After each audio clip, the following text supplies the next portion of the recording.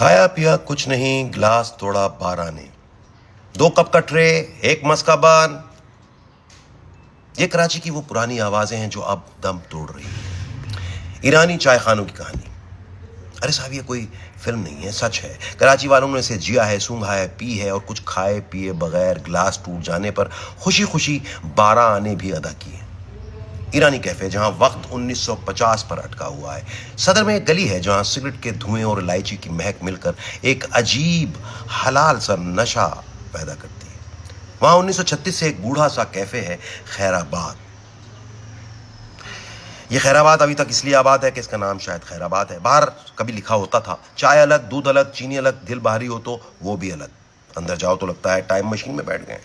وہی پرانی لکڑی کی مضبوط کرسیاں جو کوئی بھی بیٹھے تو کبھی آواز نہیں دیتی کہ بس کر دو یار. وہی چمکتی بوسیدہ ٹائلیں، وہی بزرگ وہی سالوں سے مہکتی ہوئی چائے پلا رہے ہیں. ایک دفعہ میں گیا، چائے مانگی. بزرگ نے پوچھا بیٹا دودھ کتنا ڈالوں؟ ہم نے کہا جتنا دل کرے.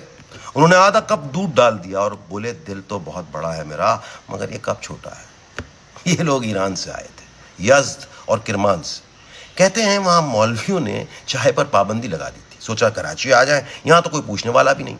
ایک زمانے میں 120 سے زیادہ ایرانی کیفے تھے کراچی میں. ضیاء کے دور میں جب سیاسی جلسے بند تھے تو یہاں چپکے سے انقلاب پلان ہوتے تھے.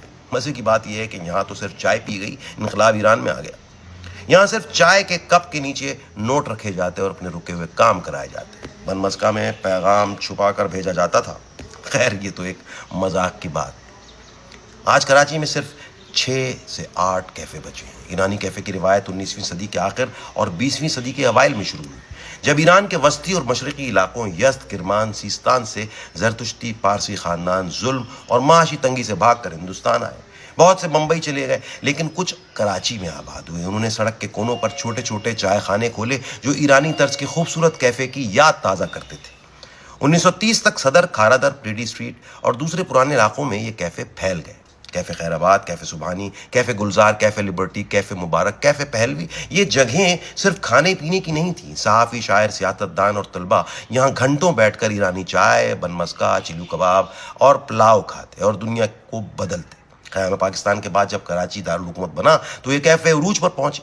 1970 کی دہائی میں شہر میں 100 سے زائد ایرانی کیفے تھے، مگر 2010 کے بعد یہ تعداد 10 سے بھی کم رہ گئی. مہنگے کرائے، مالکوں کی وفات، ہجرت، مہنگائی، fast food chains, barbecue restaurants کے مقابلے نے انہیں ختم کر دیا. ایرانی چائے یہاں اب بھی موجود ہے مگر اس کا وقت کم رہ گیا ہے. لیکن جب تک ایرانی کیفے کی کیتلی چولہے پر چڑھتی رہے گی اور آخری ایرانی کیفے کا سائن بورڈ لٹکتا رہے گا، کراچی کا وہ پرانا، کھلا اور رنگین چہرہ مکمل طور پر مٹے گا نہیں.